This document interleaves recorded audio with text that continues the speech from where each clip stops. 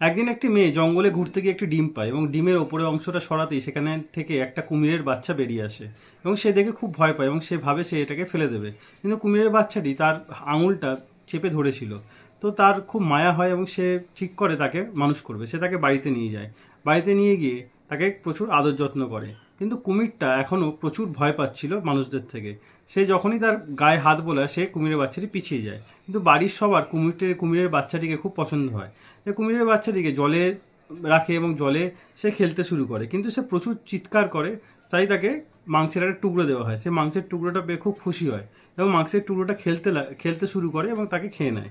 এবং কিছুক্ষণ পর তার মেয়েটি তাকে গরম জলে চান করে। সে গরম জলে নেবে হাত পা ঠিক মতো ছড়াতেই পারছে না, মানে সাঁতারই কাটতে পারছে না। সে মেয়েটির দেখে খুব মায়া হয় এবং সে খুব হাসি পায় এবং মেয়েটি তাকে খুব ভালোভাবে রাখে এবং মাঝে মধ্যে তাকে টিভিও দেখায়, মাঝে মধ্যে তাকে কার্টুনও দেখায় এবং তাকে গরম জলে চান করায়। যে গরম জল খুব পছন্দ ছিল কুমিরের বাচ্চাটি।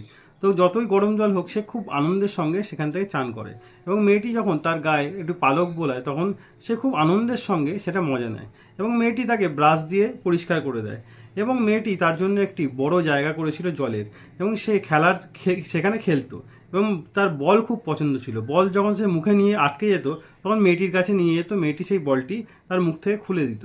মেয়েটি তার জন্য সুন্দর সুন্দর ড্রেস তৈরি করেছিল, তাকে পরাতো এবং সেই কুমিরটি খুব খুশি হতো, ছোট্ট কুমিরটি। এবং সময়ের সাথে সাথে আস্তে আস্তে কুমিরটা বড় হলো এবং তার জন্য একটি বড় ক্রোকোডাইল পার্ক সেই মেয়েটি বানিয়ে দেয় এবং সেখানেই সেই কুমিরটি থাকতো এবং তাকে ছোট ছোট আরও কুমিরের বাচ্চা উপহার দিয়েছিল। এবং মেয়েটি কিছুদিন পর ক্রোকোডাইল পার্কে গিয়ে ম্যাক্সিমাম সময় সেখানে কাটাতো এবং যখনই কুমিরের বাচ্চাটি তাকে দেখতে পেতো ছুটে তার কাছে চলে আসতো।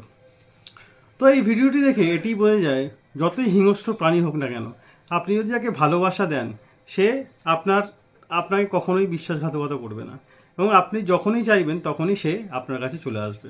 তো কিছু মানুষ আছে বলেই পশুরা এবং পাখিরা সুস্থ এবং সুরক্ষিত আছে। তো ভিডিওটি ভালো লাগলে অবশ্যই লাইক করে শেয়ার করে দেবেন।